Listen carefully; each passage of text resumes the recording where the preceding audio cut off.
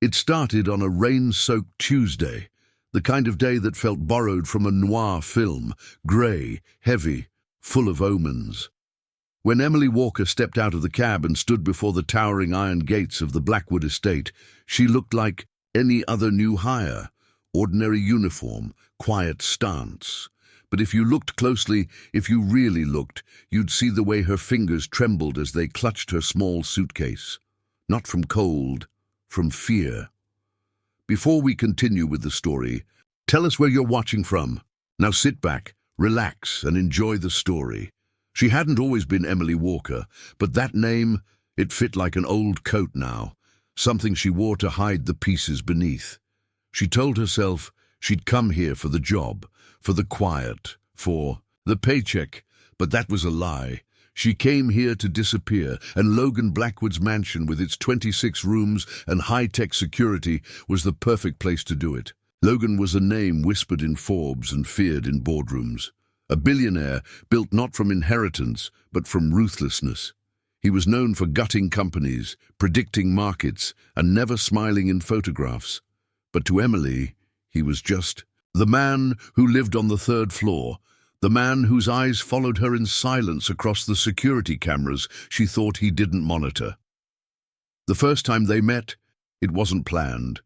She had taken a wrong turn down the west corridor, trying to find the linen closet when a door creaked open. He stood there, barefoot, shirtless, a black book in hand. "You're new," he said, voice quiet, eyes unreadable. She nodded. "I'm Emily." A pause. "Walker." She added the last name like it was part of a script. His gaze lingered. "That wasn't the name on your resume." Her heart stopped, just for a moment. "It's the name I use now," she replied. No smile, no apology. Just truth wrapped in ice. He didn't press. He only nodded, stepped aside and disappeared back into the room. And just like that, Emily knew two things. He was watching her, and he was dangerous in a way that didn't involve fists. That night, in her small servants' quarters, Emily stared at the ceiling. Rain tapped gently against the windows. She should have felt safe. No one knew she was here. Not anymore. But still, she clutched the necklace hidden beneath her shirt. A silver chain with a single key. The only thing she brought from her old life. The only thing she couldn't let go of. Flashback, a door slamming, screams in the distance, a man's voice. "You think you can run forever?" Then silence. She sat up in bed, breathing hard. Her pulse thundered in her ears. Just a dream, she told herself. But the truth was, Emily didn't dream anymore. She remembered. In the following days, she kept her head down, cleaned the rooms, folded sheets, memorized patterns in the house, where the guards stood, which doors were always locked, where the cameras were blind. Old habits, survival instincts. You didn't escape men like him without learning how to read your cage. Then came the night of the dinner party. Dozens of guests, politicians, CEOs, sharks in designer suits. Emily served drinks, unnoticed. But as she crossed the room, a man brushed past her, a whisper in her ear. "You changed your name, but you'll always be hers." She froze, looked up, he was gone. Later, in the kitchen, she dropped a wine glass. It shattered. Her hands shook as she cleaned it, blood mixed with wine. No one noticed, except Logan, who entered silently and watched her from the doorway. "You're bleeding," he said. She didn't look up. "It's nothing." He walked, in closer, too close. People who say that usually mean it's everything. Their eyes met. For the first time, she saw something in him. Not sympathy, not suspicion, recognition. The next morning, she found an envelope outside her door. Inside was a photo. Old, faded. A younger version of herself, smiling, next to a man whose face had been burned away, and a note typed in red ink. "You can't hide in his shadows forever. They say some houses remember." And the Blackwood estate, massive, cold, unsettlingly silent, was the kind of place that never forgot a face, a secret or a scream. Emily could feel it. in the walls, in the shadows, in the way the halls echoed with more than just footsteps. Every door seemed to watch her. Every corridor whispered warnings only she could hear. Her job was simple: wake before sunrise, polish what was already spotless, disappear before anyone important noticed her presence. But in this house, silence wasn't peace. It was pressure. Something was always waiting to break it. 3 nights after the dinner party, Emily discovered the room. She wasn't supposed to be in that wing, but the laundry chute had jammed, and she needed a longer route. That's when she found the red door. It wasn't locked. That in itself was strange. Everything in the house had security, codes, biometrics. But this one? It invited her in like an open palm. The room beyond was, unlike anything else in the mansion, dim, dusty, lined with monitors, each flickering with feeds from different angles of the estate. Some she recognized, some she didn't. And then, in the center, a single feed showing the inside of her quarters. Her breath caught. That wasn't part of the normal surveillance grid. Footsteps. She spun around. Logan stood in the doorway, calm, still, as if he'd known she'd come here. "You weren't supposed to see this," he said. "Then lock the door next time," she answered, her voice low but even. He stepped closer, slowly, like one might approach a wounded animal. "You've been watched before, haven't you?" She didn't reply. "I monitor everything here, not because I don't trust my staff," he added, "but because I know what it's like to trust the wrong people." She searched his face. "That's not the only reason." "No," he admitted, "it isn't." He didn't tell her to leave, just turned and walked away, leaving her alone with the screens and her reflection in the black glass between them. That night, back in her room, she didn't sleep. The key around her neck felt heavier than ever. The next day, the man from the party returned. Not inside the house, outside. Across the street, in a parked car, sunglasses, newspaper in hand.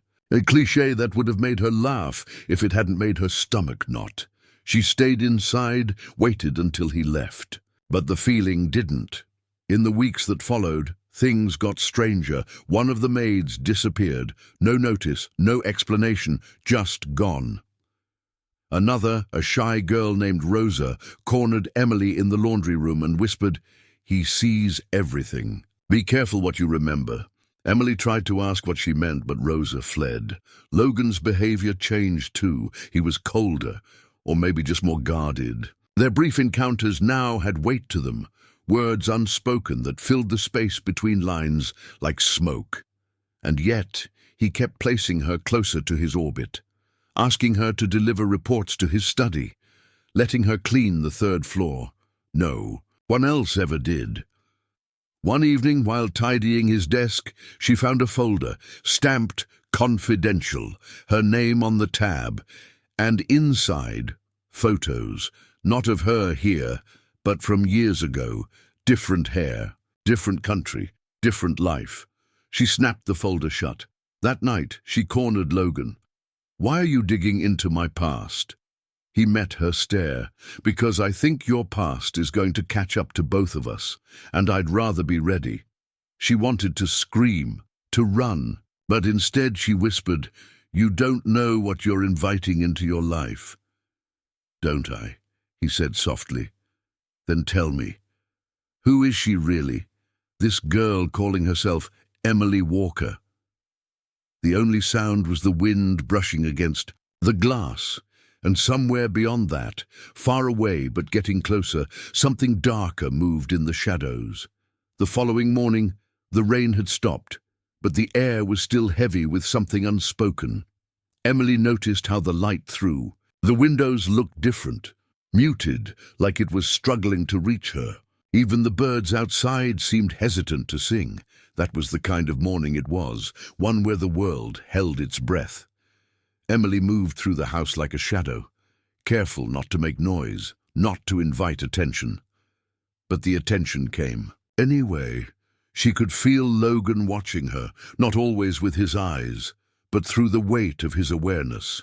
Like her movements triggered something in him, something he didn't yet understand or want to admit. Later that afternoon, Logan asked her to bring a file to his private study.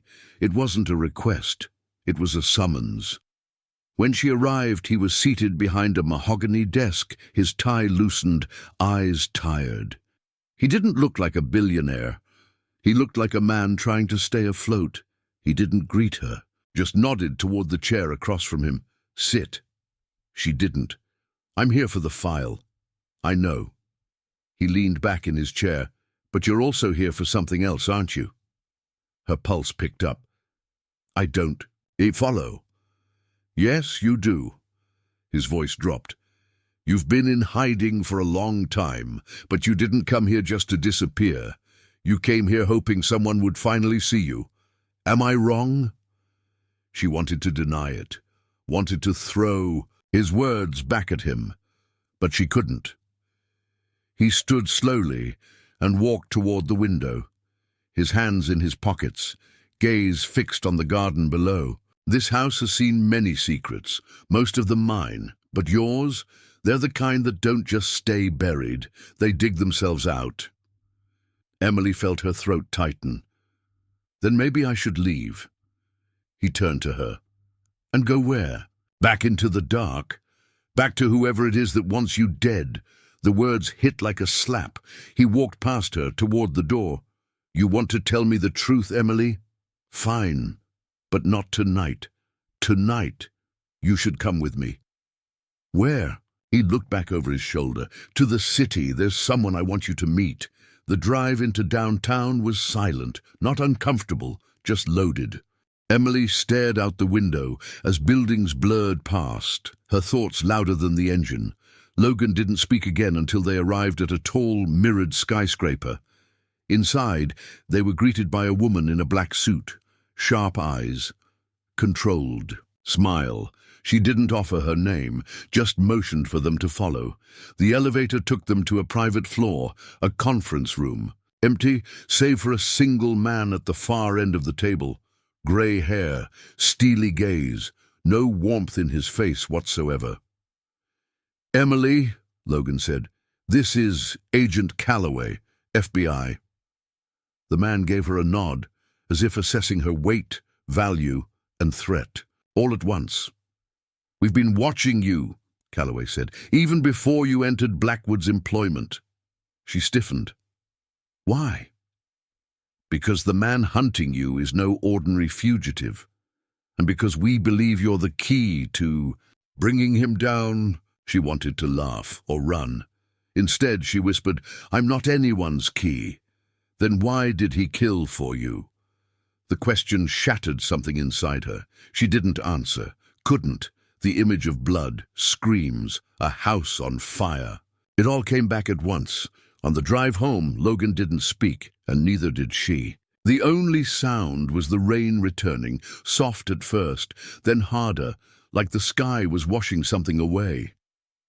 Back at the estate, as she stepped out of the car, Logan placed a hand gently on her arm.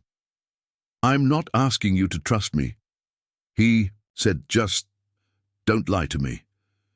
She looked up at him, for the first time, really looked, and something inside her gave way. Not trust, not yet, but something close enough to be dangerous. Inside, the house welcomed her with that same quiet, dread, but this time she didn't flinch. Because now she knew whatever was coming, she wouldn't face it alone. Some nights the past doesn't knock, it breaks in. Emily woke, drenched in sweat, the sheets tangled around her legs like restraints. The clock read 3:17 a.m.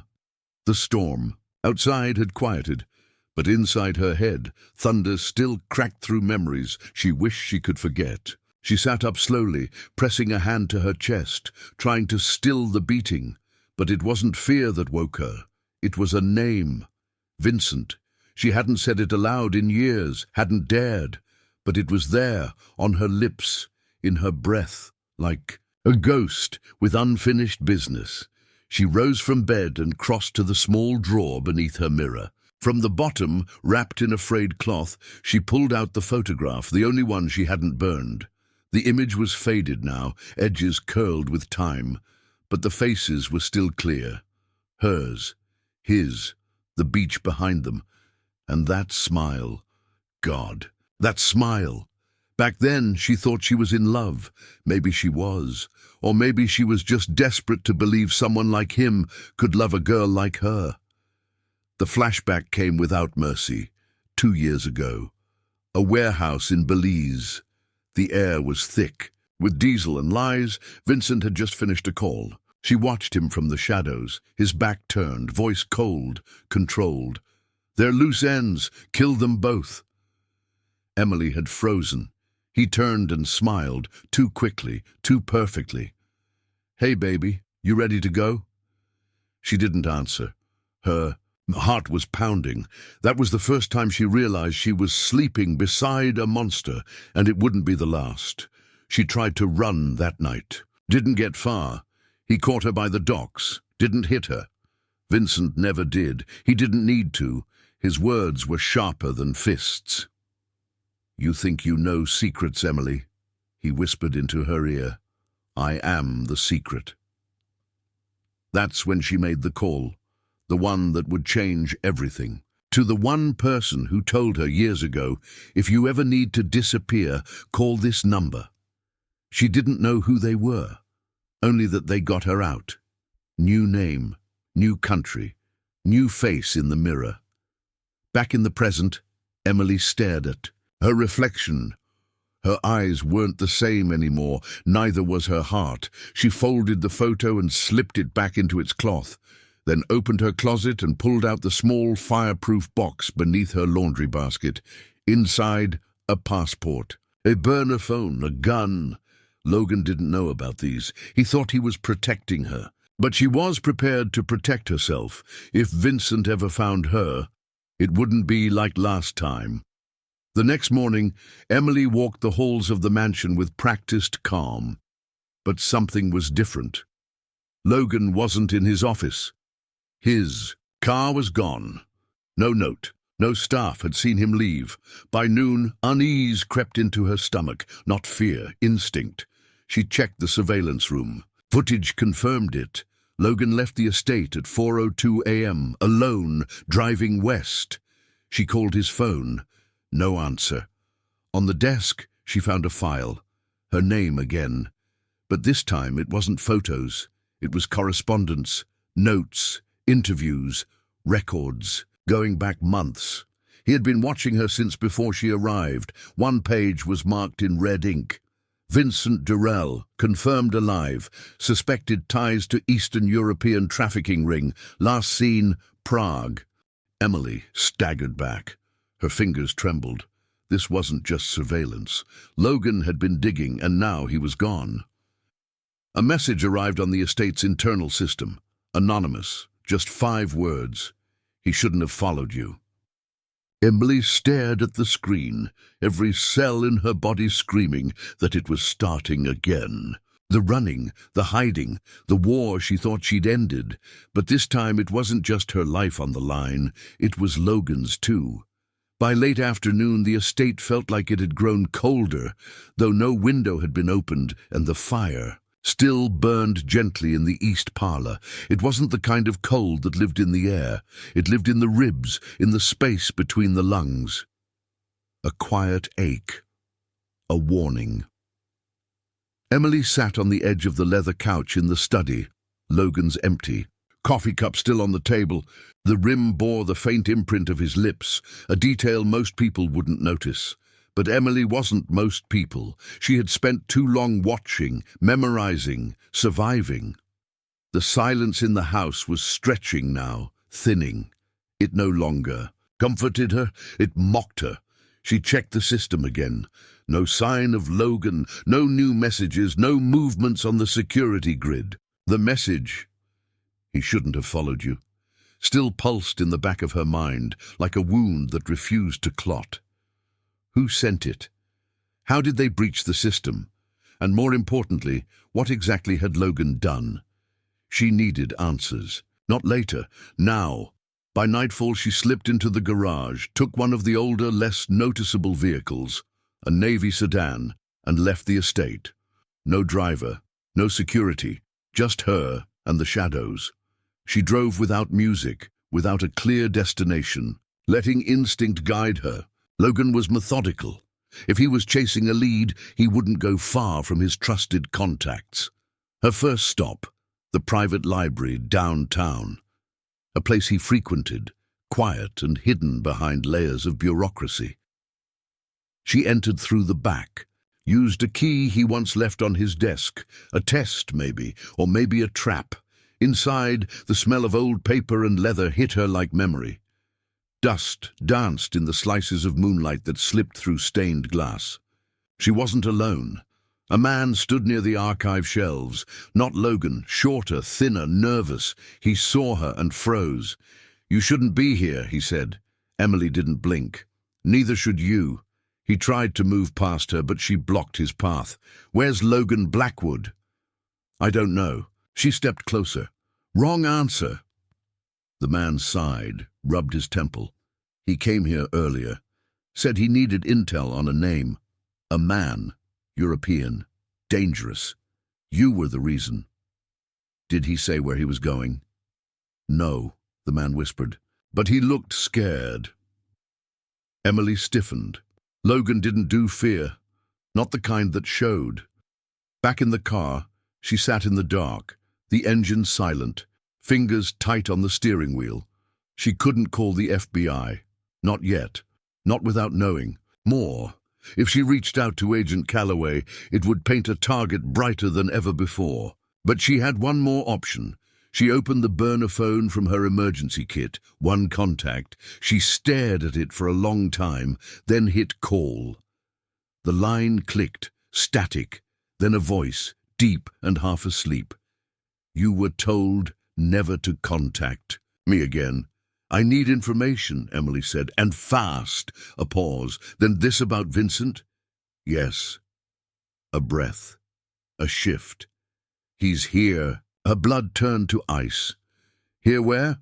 "New York. He arrived 3 days ago, and he's not alone." She swallowed hard. Logan Blackwood may have gone looking for him. A beat of silence. Then the voice, suddenly cold and clear. "Then your boss may already be dead." She didn't hang up. She just sat there, the phone still pressed to her ear even after the line went dead. Her reflection stared back from the windshield, pale, wide-eyed, different from the woman who first arrived at the Blackwood estate. Something had shifted. She no longer looked like someone trying to escape her past. She looked like someone ready to confront it. But confrontation came with cost. When she returned to the mansion, a single envelope had been slipped beneath her door, her name written in a hand she hadn't seen in years. Inside, a photo, grainy, surveillance. Logan, tied to a chair, blood on his mouth, and a note. "He bled for your sins. Come alone." She stared at the photo for a long time. Not at Logan's face, bruised, bleeding, barely conscious, but at the shadows behind him. The background was familiar.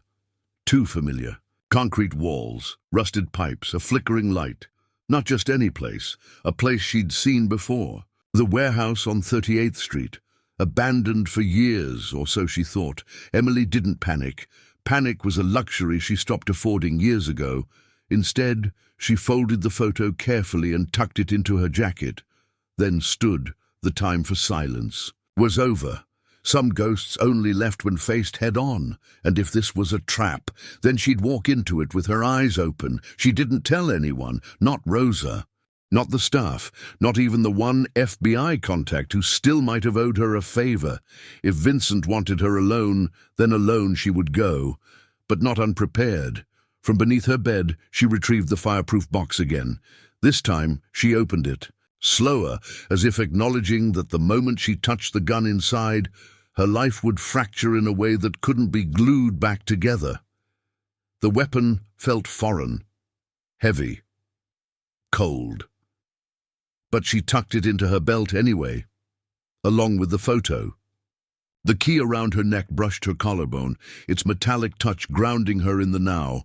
She left just before midnight. The drive to the warehouse was long and uneventful. No tales, no interference. Too clean. Which meant one thing. Vincent wanted her to make it. He wanted her to see what he'd done to Logan. When she arrived, the building loomed like a relic from an old war. Chipped concrete, shattered windows, the kind of place where screams didn't echo, they were absorbed. She parked far enough to remain unseen, then approached on foot. The closer she got, the louder the silence became. No music, no movement. Just that same flickering light above the side entrance, pulsing like a heartbeat. She entered through the back. Darkness met her, thick and slow. The stench of old oil and blood teased her nose. Her boots crunched over broken glass. And then a voice. "Still walking into hell like you own the place." Vincent. She turned slowly, the shadows peeling away from his frame. Same tailored suit, same calm swagger, but his eyes, they were different, colder, hungrier. This wasn't the man who once kissed her on the shore of Belize. This was the man who ruined her name. "Let him go," she said. He smiled. "You used to beg me for other things." She didn't move. "That version of me died the night you put a bullet in Thomas." Vincent laughed. "Thomas? Oh, sweetheart, you still believe in martyrs?"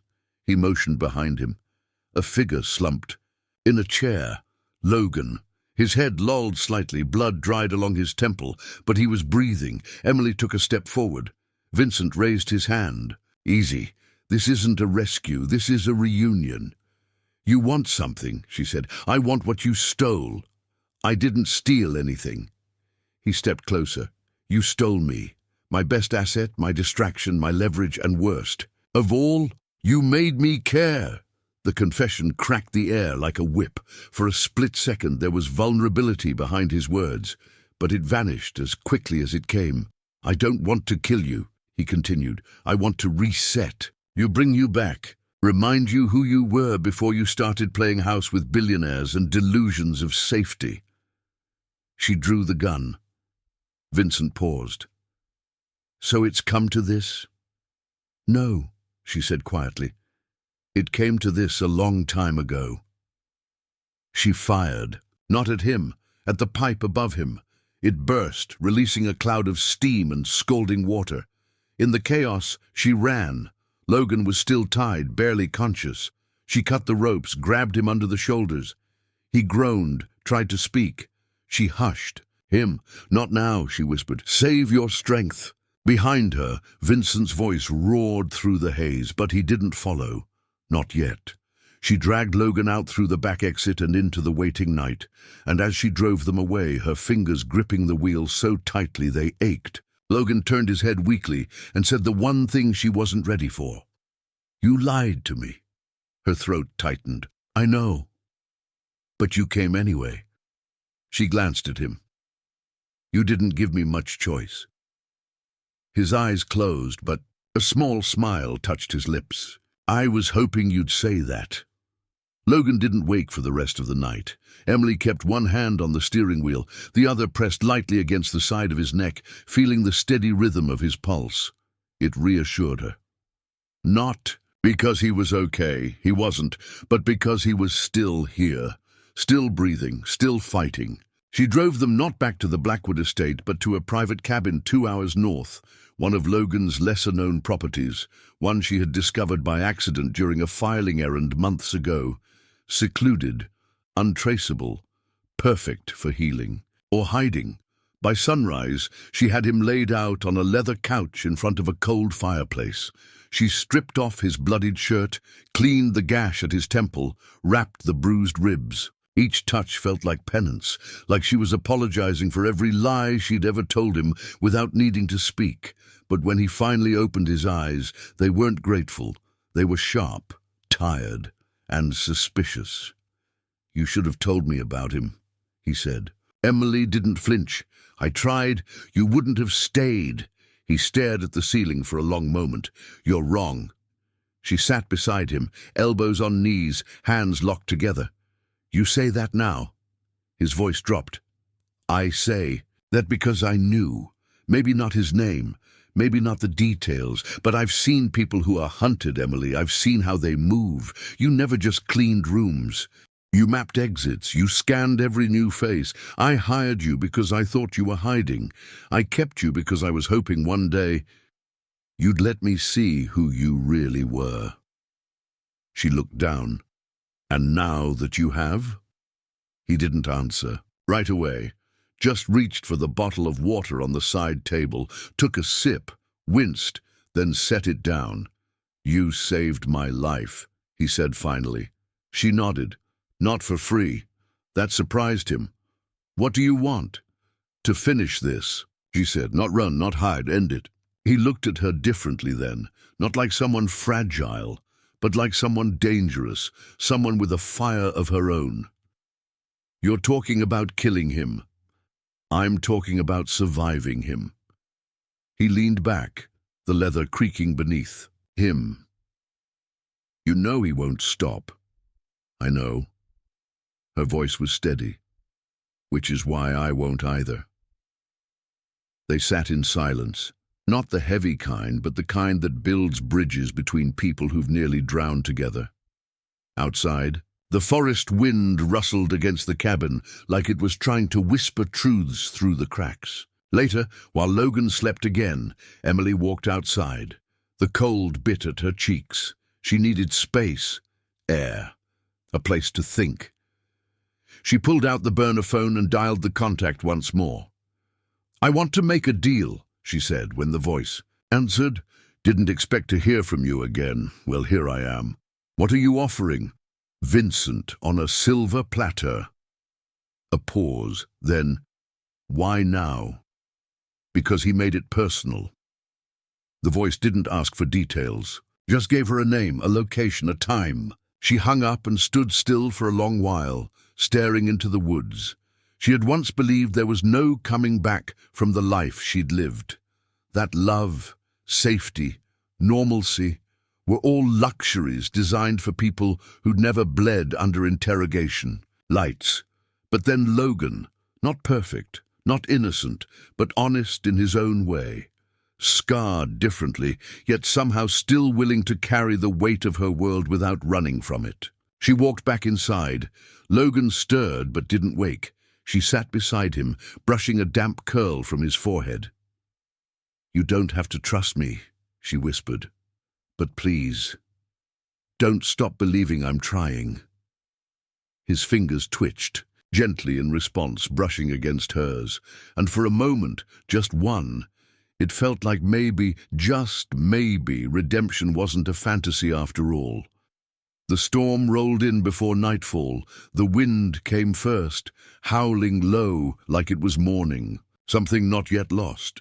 Then the rain, sudden and unrelenting, battering the cabin like it had been waiting all day for permission to fall apart. The fire inside was the only light left, soft, flickering like the pulse in Emily's throat as she stared across the room at Logan. He was sitting up now, shirtless, bruised, but stubbornly alive. The cuts on his face had begun to scab. The purple bloom around his eye was fading to yellow, but the damage between them was still fresh. "I've had worse," he said, as if that explained why he hadn't screamed during the beatings. "I haven't," Emily answered. "Watching it, I mean." He looked at her, really looked. "Why didn't you just run?" She hesitated. The answer wasn't simple. Not anymore. "I did," she said, "for years. But something about this time, I couldn't leave it like that, not with you." Logan didn't respond, just let the silence settle between them like a weighted blanket. Then, quietly, he stood, walked toward the small kitchen, opened a cabinet, poured 2 glasses of whiskey. "You always carry a gun?" he asked, handing her one. She took it without blinking. "Only when I'm afraid I might use it," he smirked. "And were you afraid last night?" "No. A beat. I was hoping I'd have to." They stood near the fire now, the warmth slowly chasing away the chill that clung to her skin. Outside, thunder growled in the distance. Inside, tension twisted in the air, thick and sharp-edged. Logan sipped his drink. "You don't talk much about what he did to you." "There's nothing poetic about it," she said. "He didn't break my bones. He broke my choices, my voice, my sense of when I was safe. I don't want to remember the details. I want to remember who I was before him." And who was she? She looked at him then, direct, clear. Someone who believed love wasn't a threat. The answer knocked the air out of the room. Logan set his glass down. "I don't want to be another threat," he said. "Then don't ask me to be someone I'm not." He stepped closer. "What if I want you exactly as you are?" Emily's breath caught. Her hand brushed against the scar beneath her collarbone, a memory etched into her skin. She didn't move away, didn't look down. The space between them disappeared like a tide retreating. He reached out, touched her face. Gentle, as if afraid she might flinch. She didn't. She leaned in. When they kissed, it wasn't soft. It was quiet, yes, but not gentle. It was two people tasting a war they didn't start, needing something that felt like surrender and survival at once. They didn't speak after. Words would have broken it. Later, tangled in blankets, skin still warm, Logan whispered into her, "Hair, if he comes again, if he touches you, I'll kill him." She didn't say thank you, just wrapped her fingers around his and held on like a promise. But comfort doesn't last long in war. Just before dawn, Logan stirred. Emily woke to the sound of her phone vibrating. Not the burner. Her real one.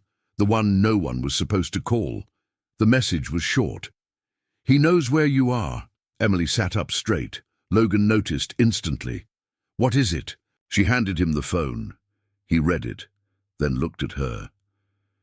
"Did you tell anyone about this place?" "No." "Then someone's tracking us." She got out of bed, moved fast, checking the doors, the windows.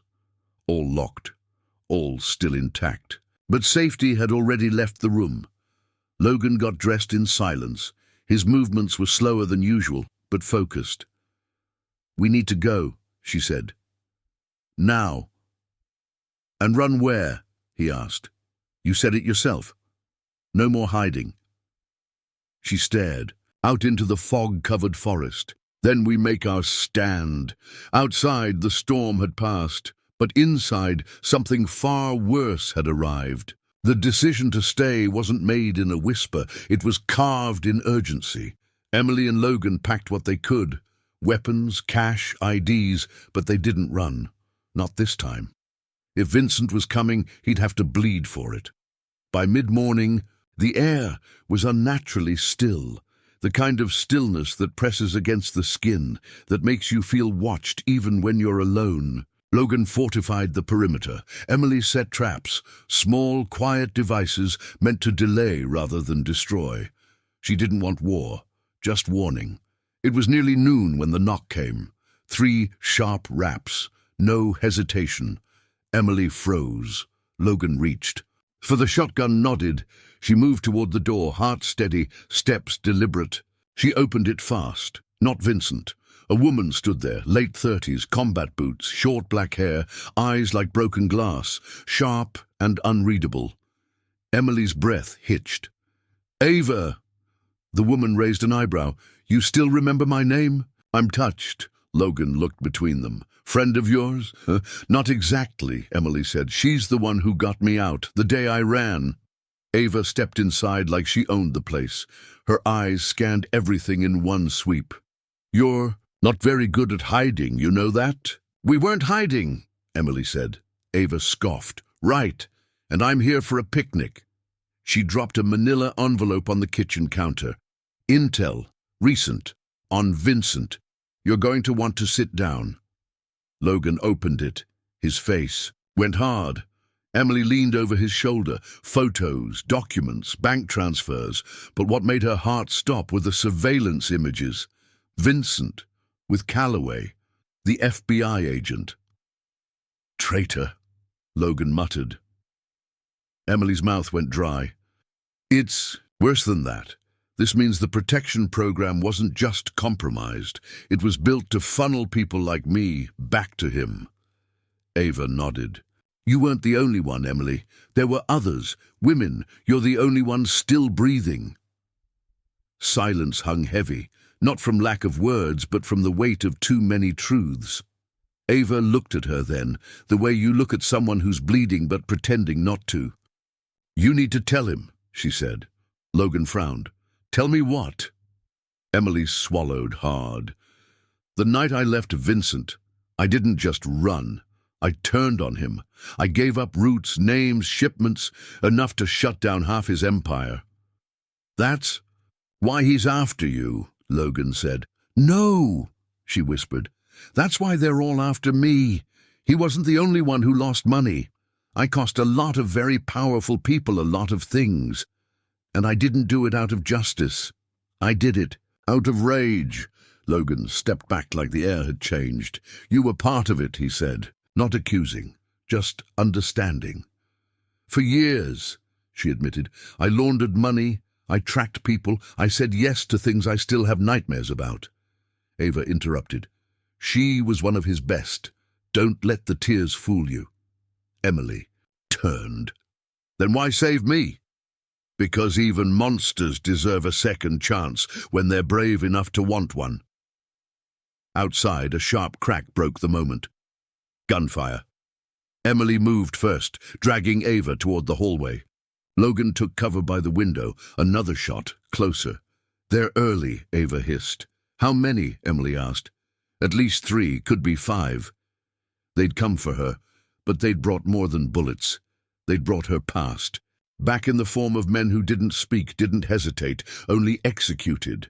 She and Ava moved through the cabin like ghosts, coordinating without speaking. Logan followed, his movements slow but precise. This wasn't just about surviving now, it was about choosing who she wanted to be when it was over. She pressed her back to the wall beside the door, gun raised. The wind had picked up again. Leaves spiraled through the clearing. The trees whispered warnings. Logan met her eyes. You're not who you were, and you're not afraid of who I am. I am, he said, but I'm more afraid of losing you. She closed her eyes, exhaled slowly, then opened the door. The first man through the door didn't see it coming. Emily's bullet hit his shoulder, spinning him back through the frame. The second man dropped low, rolled, returned fire. Splinters flew from the cabin walls as wood cracked and furniture exploded in bursts of sound and light. Logan dragged Ava behind the overturned table, wincing as the pain in his ribs flared. You good? She barked. I've been worse, he muttered. Emily moved like water, precise, fast, efficient. No hesitation. This wasn't panic, this was training. She slipped behind the armoire, took out the lights with 2 shots, plunging the cabin into dim orange from the fireplace's dying glow. The third man came in through the side window, big, silent, armed. She met him halfway. The fight was brutal, elbows, knees, close contact. He pinned her against the wall. Her breath left her chest. His knife gleamed. Then Ava appeared behind him, blade in hand, and cut his throat. No words, just silence, just survival. When the last body dropped, the world didn't feel victorious. It felt violated. The cabin, once their temporary sanctuary, was now a battlefield soaked in gunpowder and shadows. Emily stood in the center, shoulders heaving, hands trembling, not from fear, from the weight. I used to feel powerful after a fight, she said quietly. Now I just feel tired. Logan came to her slowly, checking her arms, her face. You're not bleeding. Not on the outside. Ava kicked one of the guns across the floor. They were hired muscle, not Vincent's core. Emily nodded. He's saving himself for the end. She turned toward Logan. We can't stay here. No, he agreed.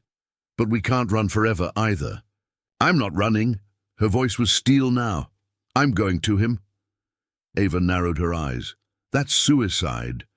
It's justice. Emily looked down at her shaking hands. I let him control me once, twist me into something I hated. I'm not doing it again. I want it finished. Logan touched her shoulder. Then I'm going with you. She turned. You're not healed. And you're not safe, he replied. So we're even. They left the bodies behind. Took only what they needed. Weapons, ammo. The last of the files Ava brought, a location circled in red ink, an old airstrip outside the city. Ava believed that's where Vincent was consolidating, staging his final move. The drive was long and quiet. The horizon was heavy with clouds, but the storm hadn't broken yet. It was building, waiting. Emily stared out the window, her thoughts like scars, always there, even when not touched. Do you ever think about what we'd be if none of this happened? She asked suddenly. Logan didn't take his eyes off the road. You mean if you weren't hunted and I wasn't a paranoid billionaire? She smirked. Yeah, that. I think we'd still find each other. Silence again. Not empty. Full. They arrived near dawn.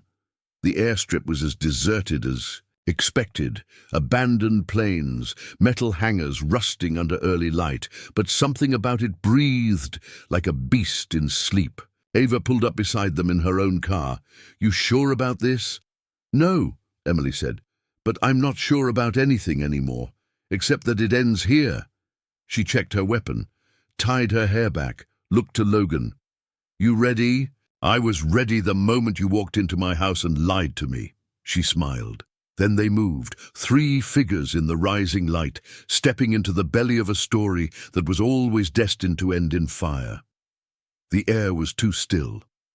Emily stepped through the rusted gates of the airstrip, boots crunching over gravel, each sound amplified by the emptiness around her. The sky had turned a cold shade of blue just before sunrise, when shadows were long and nothing looked quite real. She walked ahead of the others. Ava flanked the left. Logan followed at a measured pace, pain slowing him but not stopping him. They passed the first hangar, empty, echoes of old machines and older sins. The second one wasn't. From inside, a soft hum. Not machinery. Music. Classical. Something slow and dissonant. The kind of soundtrack you'd hear in the final scene of a tragedy. It wrapped around the space like fog. Emily's steps never paused. They found him in the center of the hangar. Vincent. He stood beside a makeshift table, a glass of wine in his hand, as if waiting for guests at a dinner party. His suit was black, his hair slicked back, and his expression unreadable. Not cruel, not smug, but calm. Too calm. Well, he said. Here we are. Emily didn't answer. Vincent looked at Logan. You've lost weight. Had a rough week, Logan replied. Ava raised her gun. This ends now. Vincent ignored her completely, eyes locked on Emily. I have to admit, I'm surprised. I expected you to come alone. The Emily I knew wouldn't risk anyone else's life for her mistakes. I'm not the Emily you knew. No. He took a sip of wine. You're worse. She stepped forward.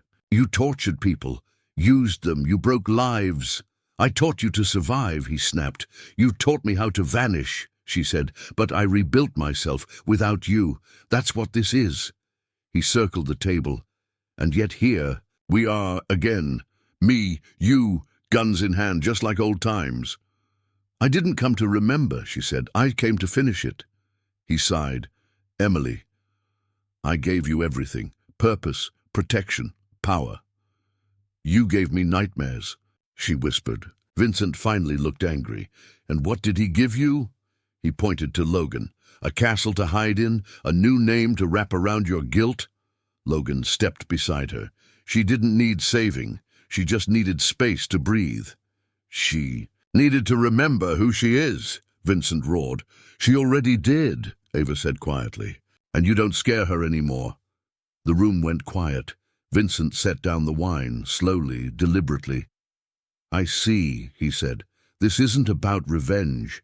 It's about rewriting history, making yourself the hero. No, Emily said. It's about finally being free. He pulled a gun from beneath the table. Emily didn't flinch. Vincent aimed it at Logan. You want her to be free? Watch her bleed for it. A shot rang out. Vincent's arm snapped backward, not from his own gun but from Ava's. She'd fired first, clean, surgical. His weapon hit the ground. He staggered, looked down at the wound in disbelief. You still don't have the guts, Emily. She raised her gun, stepped forward. No, she said. I have the choice, and I choose not to become you. She fired, but not to kill. A shot to the leg. He dropped to his knees, gasping. Behind her, Logan didn't move. He just watched, let her finish it on her terms.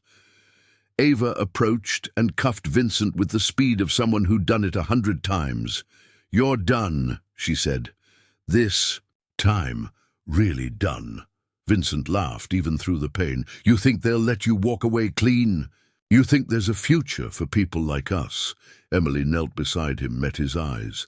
No, she said, but I'll take one step further than you ever did. He didn't speak again. The silence that followed wasn't heavy. It was relief. Outside, the sky was bleeding with light, not red like war, but gold like something new. And for the first time in years, Emily breathed without counting how long she had. They didn't go back to the mansion. Instead, Ava drove them to a safe house an hour outside the city, nothing more than an abandoned ranger station tucked deep into the woods. No luxury, no surveillance, just trees, wind, and silence. The kind of place where even ghosts hesitate to follow. Emily hadn't spoken much since the confrontation. Not to Ava, not to Logan. She'd done what needed to be done. The mission was over. But missions were easy. Living after them, that was the hard part. She sat on the front steps, arms wrapped around her knees, watching the wind stir the treetops. Every sound felt exaggerated, a bird call, a branch snapping, the rhythm of her own heartbeat. Logan joined her after a while. He moved slower than usual, still bruised, still stiff, but with that same quiet steadiness. The kind that didn't ask questions but made space for answers. You okay? He asked, his voice low. She let out a breath. I don't know what okay means anymore. He sat beside her. That's fair. A pause, then. Vincent will face charges, trafficking, murder, conspiracy. Ava says the evidence is airtight. Emily nodded. But they'll look at me too. You helped build his world. She turned to him. I also helped burn it down. That matters. She looked down at her hands. Sometimes I think the worst part wasn't what I did for him. It was what I enjoyed. The power, the control, the ability to disappear and reappear like smoke. I was someone else, and I loved being untouchable. He didn't interrupt, just listened, let her speak. But you made me feel seen, not in a surveillance kind of way, not like a target, like a person. And I didn't know how to handle that. Logan's eyes didn't waver. You were always a person, Emily. You just forgot. Silence fell between them again, not heavy, but full of things that didn't need to be said out loud. She leaned, her head against his shoulder. He didn't flinch. Are we just going to disappear now? She asked. I don't know, he said. Do you want to? No, she whispered. I want to exist, for real this time. Inside, Ava was packing up intel for the feds. She moved like a ghost in reverse, erasing their tracks, cleaning up the past instead of haunting it. Before she left, she stood in the doorway looking at Emily with something like respect. You did it, she said. You broke the loop. Emily shook her head. Not yet. Ava tilted her head. What's left? Forgiving myself. Ava gave a small smile. That's the hardest one. Let me know when you figure it out. Then she was gone. That night, Emily and Logan didn't sleep. Not out of fear, just out of the strange, humming energy that follows survival. They lay in the dark, listening to the world exist without threats. "I keep thinking it's not over," she said. "It probably never is," he replied. "But maybe it doesn't have to be clean to be real." She turned toward him. "Do you think we'll make it?" He didn't hesitate. "I think we already are." Her hand found his under the blanket. And for the first time in a long, long time, the silence didn't feel like a cage. It felt like peace. It started with a knock, not loud, not urgent. Just 3 precise taps on the cabin door. Calculated, rhythmic, the kind of knock that didn't ask permission. Emily froze. Logan instinctively reached for the pistol tucked under the sofa cushion. Neither spoke. They weren't expecting anyone. Ava was gone. The feds had what they needed. Vincent was in custody. There were no loose threads, or so they thought. Emily moved to the window, lifted the curtain just enough to see. One man, black suit, leather gloves, no expression. She opened the door. The man didn't smile. "Ms. Walker," he said. "Or, do you prefer one of your other names?" She stared at him. "Who are you?" He pulled a badge from inside his coat. Not FBI, not CIA, no insignia she recognized, just a cold metallic symbol she couldn't place. "Department of Strategic Integrity," he said. "We don't advertise, we don't knock unless it matters." Logan stepped behind her. "And what exactly matters today?" The agent's eyes flicked to him. "You, her, and the trail of data you've left behind." Emily narrowed her gaze. "We've cooperated. We gave full statements. You have everything." The agent shook his head. "We don't want information. We want containment." Emily's blood ran cold. "Meaning?" "You broke a chain, Ms. Walker, a system. When we let run quietly because it served larger interests. You exposed players who were never meant to be seen. So this isn't about Vincent. This is about balance," he said flatly. "And you've tipped it." He handed her a folder, sealed, heavy. "Inside," he said, "you'll find new identities, new passports, assets reallocated to accounts we control. You leave tonight. No contact, no return. This is the last kindness you're going to be offered." Emily didn't touch the folder. "Why not just kill us?" Logan asked. The agent looked at him. "Because you're valuable, not as people, as lessons, as leverage. Because some of us still believe in giving ghosts a chance to rest." He turned to leave. At the door, he paused. "One more thing. If you're thinking about running instead of accepting our terms, don't. There's no second visit." Then he was gone. Emily stood in the doorway, the folder still untouched. In her hand, Logan was quiet, watching her, always watching her but never pressuring. After a long moment she said, "They want us buried, just not in the ground." "So what do we do?" She turned, met his eyes. "We make a choice. Together." He nodded. "I'm with you." She looked down at the folder, then out into the trees. "They offered us exile," she said, "but we've already lived that. I'm done hiding." Logan stepped beside her. "Then let's vanish on our terms." She smiled faintly. "You still want that beach house in the south of Italy?" He shrugged. "Only if it has bad coffee and broken shutters. We'll find one." And just like that, the decision was made. Not to surrender, not to fight, but to rewrite the rules. They burned the folder that night.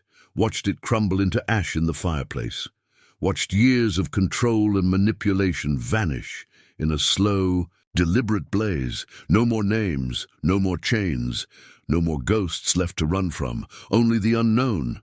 And finally, they were ready for it. The beach was nothing like the movies.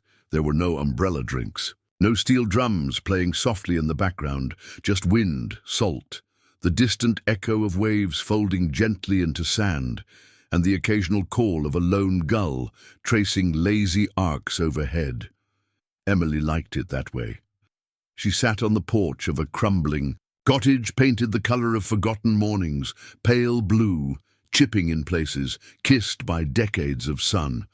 Her bare feet rested on the wooden steps, toes half buried in warm sand. A coffee mug, chipped, white, sat between her hands.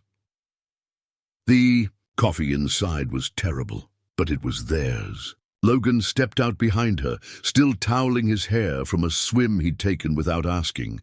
He never warned her before he jumped into cold water anymore. Maybe that was trust. Maybe it was just who he was now. "Still thinking?" he asked. She nodded. "About?" She didn't answer right away, just took a sip of the bad coffee.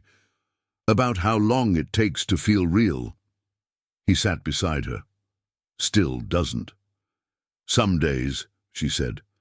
"Some days I wake up and forget what I used to be. Others I remember everything too clearly." Logan didn't push. He'd learned not to. Silence with him wasn't emptiness, it was acceptance. She looked out at the horizon. "Do you think people like us can ever be normal?" He smiled. "Normal is boring. Safe, though." "Not always," he said. "Safety isn't a location, it's a person." That made her pause. She turned to him slowly.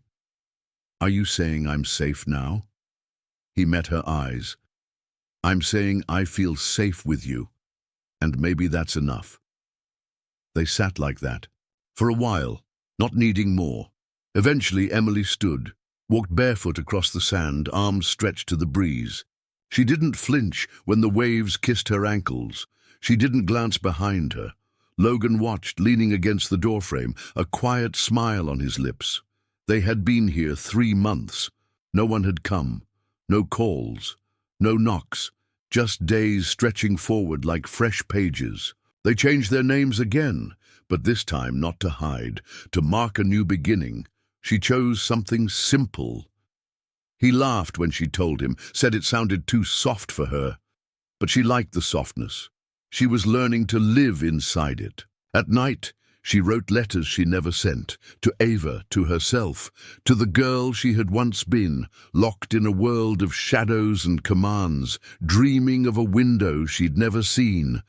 Sometimes she cried, sometimes she laughed, but always she woke, up beside Logan, who now slept without flinching. And every morning she made bad coffee because it was theirs.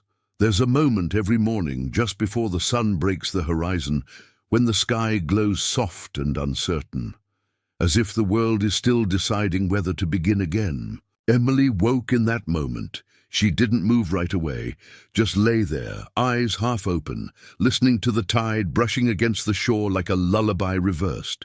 Logan was still asleep, one hand draped over her waist, the slow rhythm of his breathing grounding her in a way no address or ID ever could. She slipped out of bed quietly. On the table near the window, a letter waited, her handwriting delicate and precise, addressed to no one in particular, a habit she'd kept, writing to herself. Not as the girl she used to be, but the woman she'd become. She picked it up, read it again. "Dear me, you're not what they made you. You're not what you did. You're not the voice you used to hear in the dark that said, 'This is who you'll always be.' You are rebuilding, and that counts for everything." She folded the page and tucked it into the tin box where all the others waited. A quiet archive of redemption. No one would read them, but she would always know they were there. Logan appeared behind her, hair a mess, eyes sleepy. "You okay?" She turned and smiled. "Yeah, I think I'm finally learning what that means." He poured 2 mugs of coffee. Still terrible, still theirs. They walked to the beach, sat on the sand, shoulders touching. "I had a dream last night," he said. "We were back in the city, but you were gone." She turned to him. "Did you find me?" "No," he said. "You found me. Came into that cold apartment like a spark." Emily was quiet for a long moment. "I used to think I was only ever good at disappearing." "You are," he said, "but now you choose where." She laughed. "That's almost romantic. I'm working on it." He reached into his pocket and pulled out something small, a silver ring. Simple, no stone, no flourish, just clean, solid truth. "I don't care if we stay here," he said, "or run again, or change names 100 more times. I just want this, the choice, with you." She looked at the ring, then at him. "You know," she said, "I never imagined anyone would ask me to choose forever." "I'm not asking for forever," Logan said. "Just for now, and the next now, and the one after that." She didn't say yes. She didn't have to. She just took the ring, slipped it on her finger, and kissed him like she already had 1,000 times before. The ocean stretched before them, endless and forgiving. Behind them, the past lay buried, still breathing, but no longer chasing. And ahead, only the next name they'd choose together. If you've made it this far, let us know what you thought about the story. And if you're not subscribed yet, don't forget to subscribe to catch all our upcoming stories.